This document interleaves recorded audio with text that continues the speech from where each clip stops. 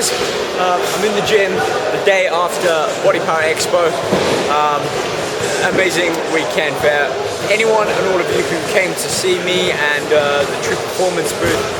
Appreciate you waiting in time. I know some of you waited for up to 2 hours and I was getting pulled off to speak at various events and stages, but it really does mean a lot that you came, stood in line, and even just to say hi or get an autograph. So a lot of the questions that I was getting asked was about the paleo diet and also about chest development. So I figured what better way than to actually break it down and show you in the gym about working more the under section, hitting the inner and upper, and basically developing the chest with a little bit more size and density. So first off, I'm here at type-IIb, fantastic gym in Aldershot. You're gonna see it has everything I need for a great chest workout. Second thing, new product. We've got some great new pre-workout and testosterone booster to go alongside RIP. So basically, I'm gonna take a scoop of this.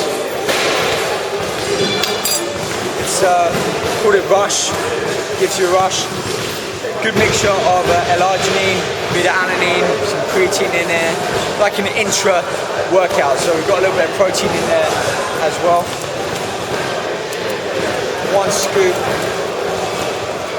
I like it quite strong, so not too much water.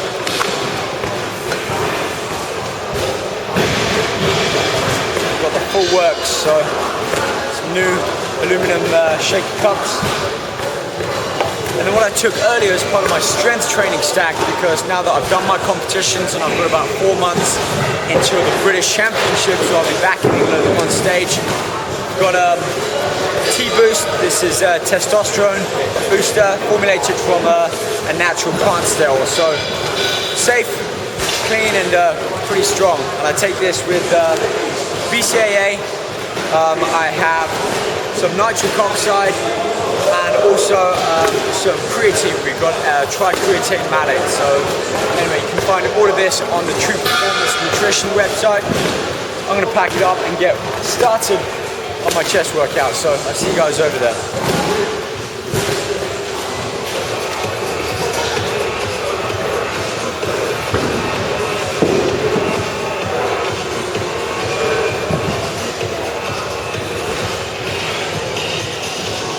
Here we go.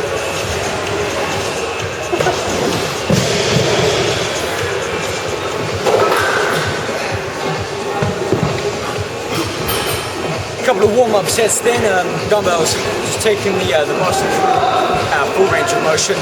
I'm not taking it to its point of failure, so incline just to engage a little bit more of the, not work more of the upper chest, but mentally I feel like that's the area that I'm targeting, focusing on that muscular contraction when I push, exhale, and really squeeze. I'm not locking out on the arm, it's that muscle that I'm locking in on.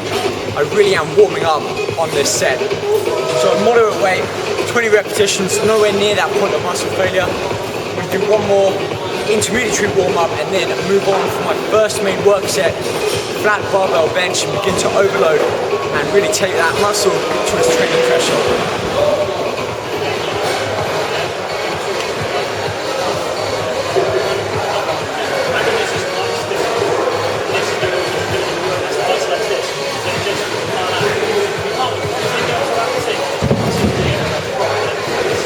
Second warm-up set now, keeping the same weight, no need to progressively increase the resistance.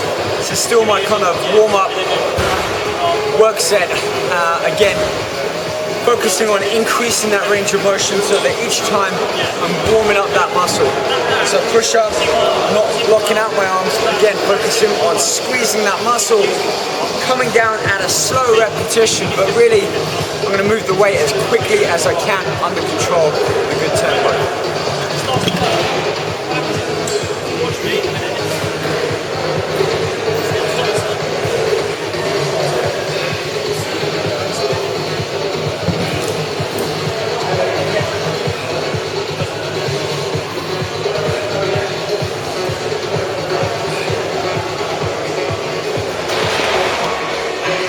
That forceful contraction in the chest greatly helps me warm up. I don't even need to go to a heavier weight. That's 22.5 kilograms. We're doing 20, 15 reps of those But again, focusing on that muscular contraction, the deep squeeze and a slower eccentric controlled rep back down. You know, I'm already starting to feel hot. So before I continue to warm up and start to basically lower my training threshold ability, I'm warm enough to move on to my first exercise and begin to overload the muscle with a heavy barbell compound movement.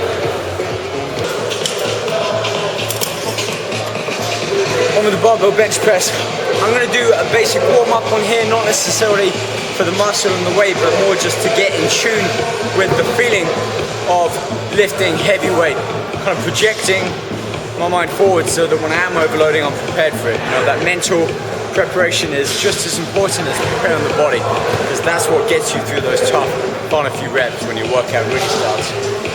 So really what I'm doing with the barbell bench press is, like what many of you have seen with the Michael Hearn video I did for the Nice Body Muscle and Fitness series, is I'm really starting to take out any recruitment from my shoulders and my triceps by bringing my elbows under and kind of pushing like this, so my chest really maximally engages as I push that weight.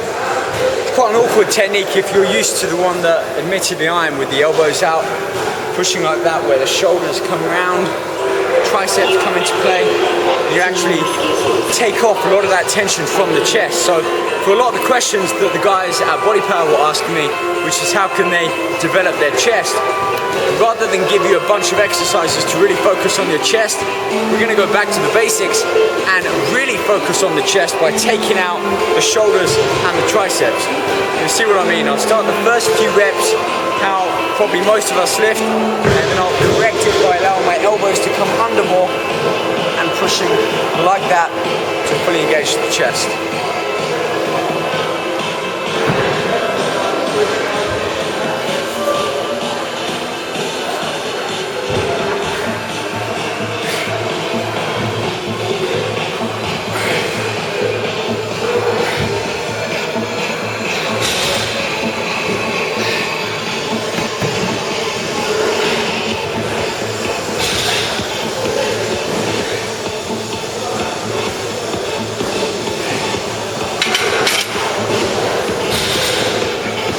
Instantly feel that elbows come forwards a bit so that they're not in line with the wrist and the shoulder on this one. And from doing that, I feel far more recruitment on my chest muscles.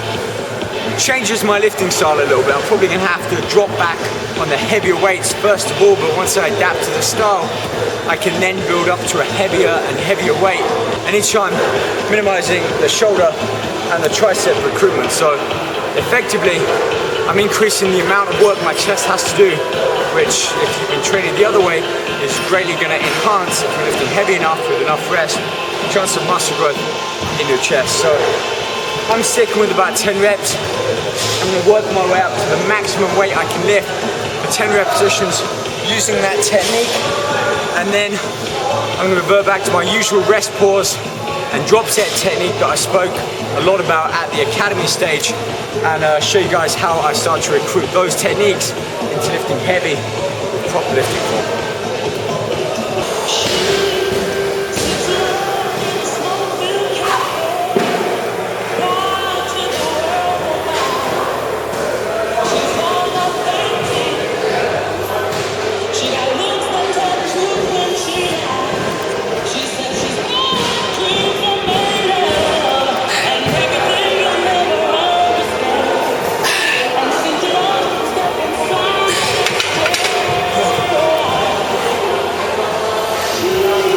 Comfortable 10.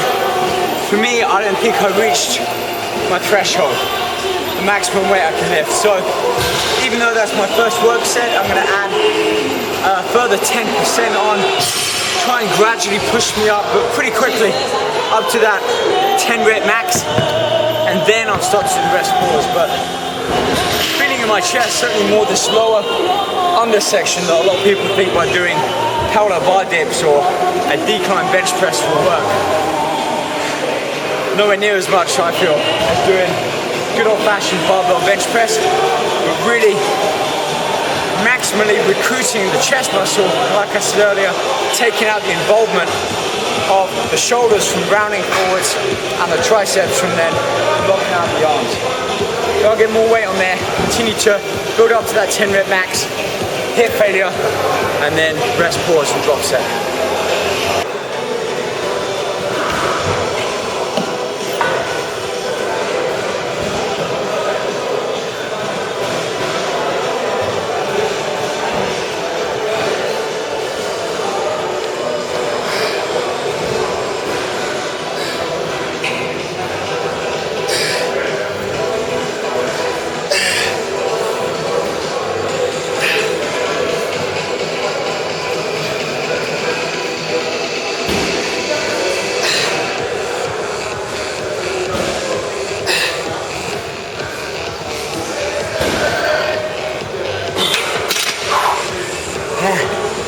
That was pretty much my 10 rep max.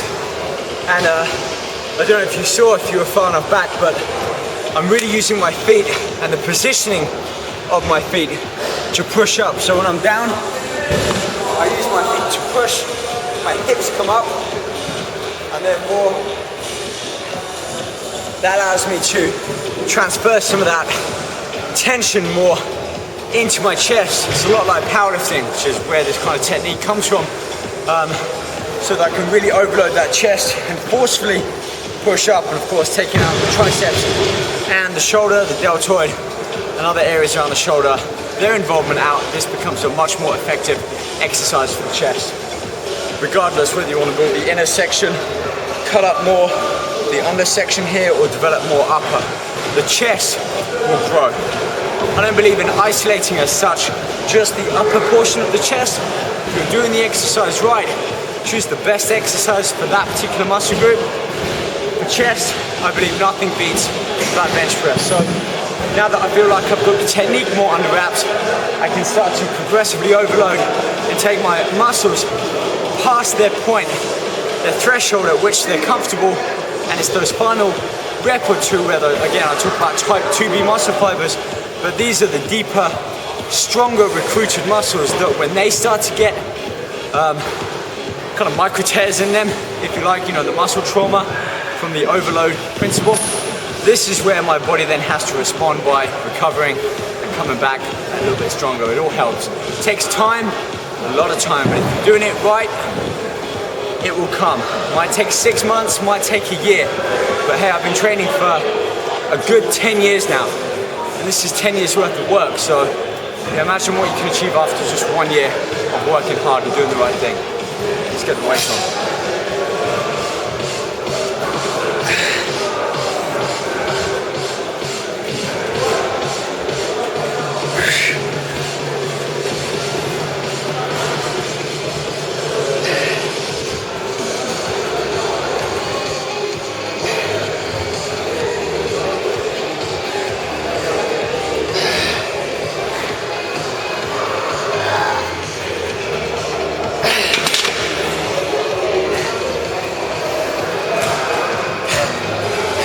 Rest, pause now. That was 7 reps almost, but even when I feel like I'm gonna fail, I want to get as close to that point of muscle failure, but I haven't got a spotter to help me. I don't want to get to 6 reps and think maybe I could do 7, but I might fail on that. I want to go to 7 and feel me fail. So as I was going down, I knew if I went all the way down, I wasn't going to be able to get it back up. So I came halfway down and just had enough to kind of force it back up. 15 seconds rest. I'm going to go back and try and get 2 or 3 more reps. Start to make use of those type-IIb muscle fibers.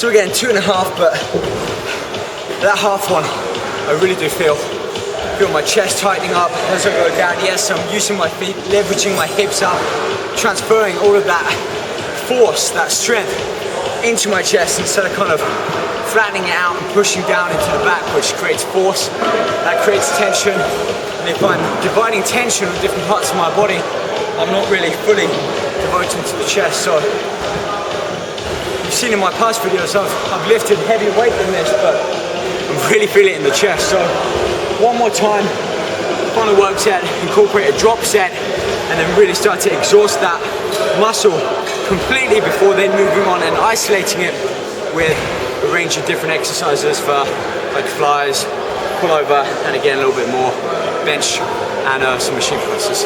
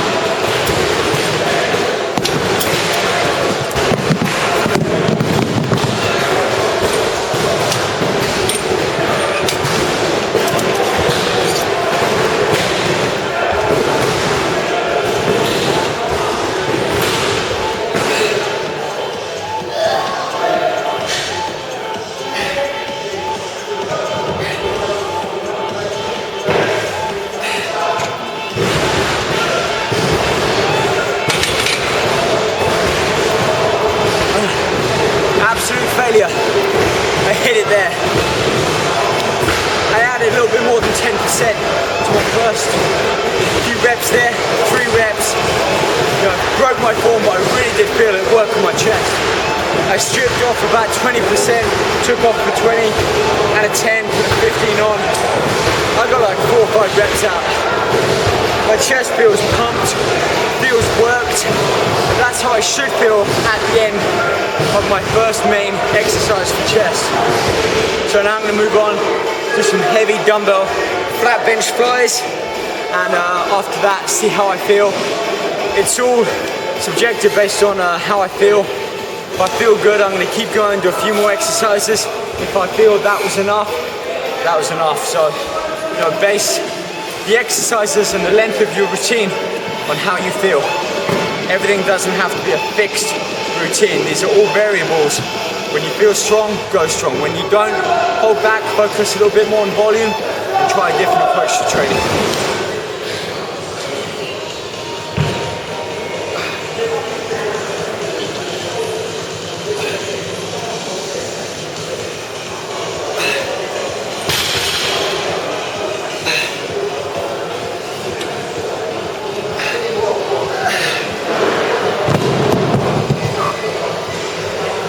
Even though I'm not doing a heavy compound movement like barbell,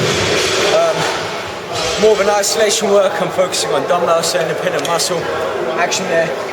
I'm also trying to minimize the amount of recruitment and involvement from the shoulders and the triceps. So when I bring my arms up, I'm not extending my arms, therefore creating tension in the tricep. And I said before, when we create tension elsewhere, we can remove tension from that muscle group that we're focusing on. So by keeping my arms fixed and not squeezing my arms out like that, I'm keeping that tension in the chest, nice and full. Up, pump, squeeze. Don't get to the top and then straight away back down. Hold that squeeze. Just for a split second, enough to really notice that that's the end of the movement. That's the peak, that peak contraction. And then inhale, lift up that diaphragm. Chest opens up, stretch it, feel a good stretch, and then exhale and start that whole process over again. Each repetition should be that forceful contraction. From reps 3, 4, 5, all the way up to that final rep, you should be giving it your all. First 1 or 2 reps maybe, just get into that movement, prepare mentally, and then start to overload and give it your all. Right, just a couple more sets on here and then I can move on and start to work the chest from a slightly different angle, each time taking it to its threshold, fatiguing it, and most importantly, muscle failure.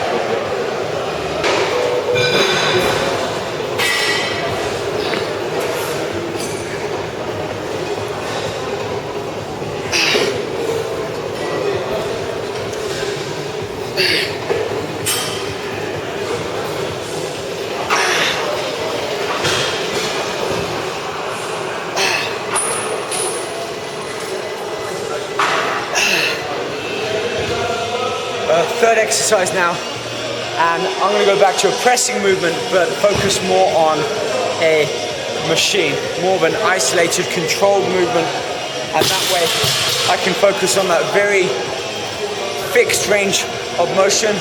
Again, not locking out my arms, trying to keep my elbows under to really recruit the chest, and again, focusing on that movement, the quality of the movement, and that heat contraction up at the top. Basically what I'm saying is I'm really thinking about each and every rep and thinking, is this the most I can be doing for that rep until I hit failure.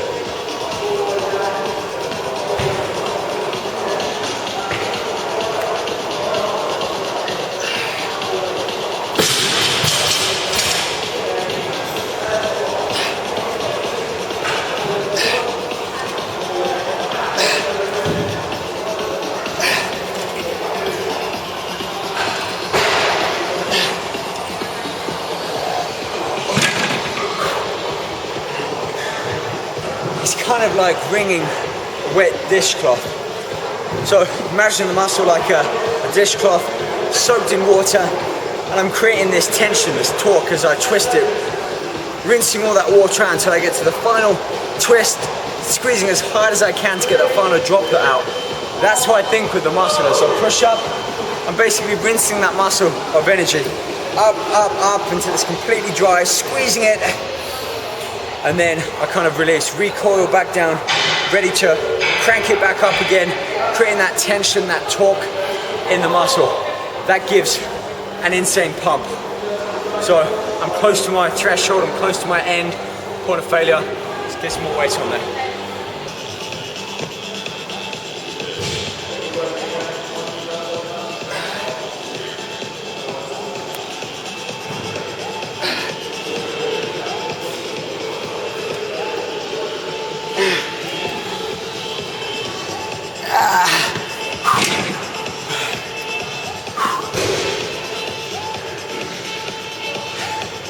Rest pause, still going to try and incorporate it in even though it's towards the end of the workout, but I'm feeling that work.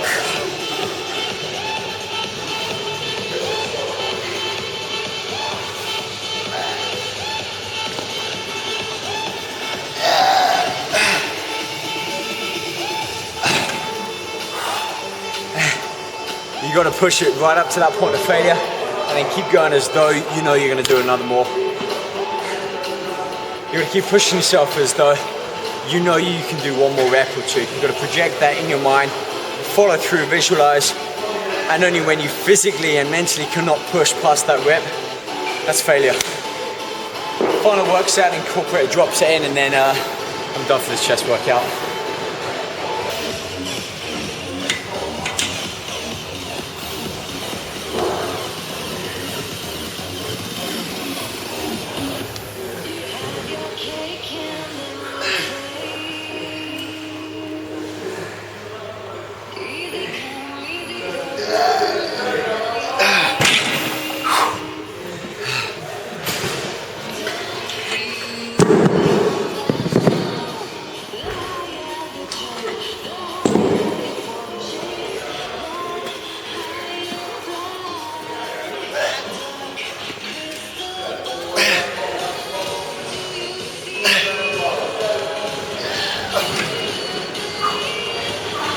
Okay, done. Chest workout. I can't even move that for a rep, so it's as much tension and torque I can put through that chest. My triceps and shoulders don't feel too bad at all, but that's because I've actively been trying to keep them out of the movement. So by focusing on isolating that chest in every sense, keeping the tension in the chest, keeping the focus and the movement on the chest as the muscle group that's got all the focus, doing all the work, I felt like I've had a much more intense, harder workout without actually having to lift more weight than I've been able to manage in the past. So it feels like I've taken one step back to move 2 steps forwards. You know, sometimes you need to take a step back to make progression. So I feel like my form and technique was much stricter on today's chest workout, and I really can feel, I probably can't see it, but the fullness of my chest, I feel like it's just permanently pumped now. So probably the nitric oxide that I took along with that pre-workout. So anyways, the mindset, more importantly, any supplementation, just helps support that and creates a little bit more focus. But the vasodilation effect from that rush and the flavors are pretty good too. So nice to sip on throughout. All right, let's get my jumper back on and have post-workout and get out here.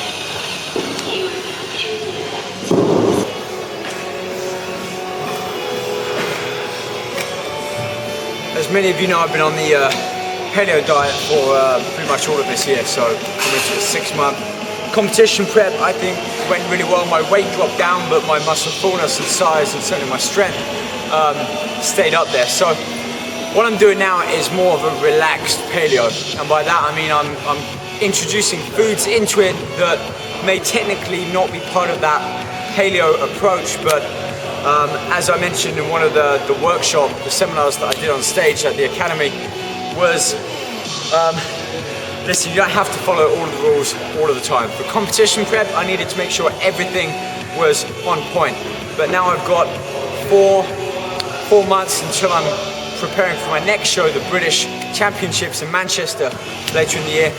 I'm relaxing a little bit on my diet in terms of my portions, and probably bringing some different foods in if I want, but still predominantly fats and protein. Whey protein is one of the things that I've introduced back in really in the last month, since coming to England a month ago, mainly because I can't get beef protein anywhere here. But we got new protein out with True Performance. We had a bunch of different flavors at the Body Power, and banoffee was by far the most popular. I like mint chocolate, but we'll go with banoffee. Scoop and a half, a little bit of water. I like it thick. So 2 scoops is 57 grams. So I've got about 35 grams of protein here. This is really just to keep me going for the next hour before I then get home and eat. So yeah, it's a whey protein. I introduced it back in to see if my body was comfortable with it, because you can get whey everywhere. And I just wanted an easier lifestyle, an easier approach with this diet. So, so far so good, especially seeing as it hasn't got a ton of crap in. And then really the other ones, branched chain amino acids. I take these a lot before cardio, before training, and after training. I take 5 capsules, and the great thing about this is most BCAAs have a ratio of 2:1 to L-leucine, L-isoleucine, and L-valine. And this one's got twice as much L-leucine, which is by far the most important of those amino acids. So 5 of these. And glutamine, take about 1 gram of this after training too, just to top up those depleted amino acid pools.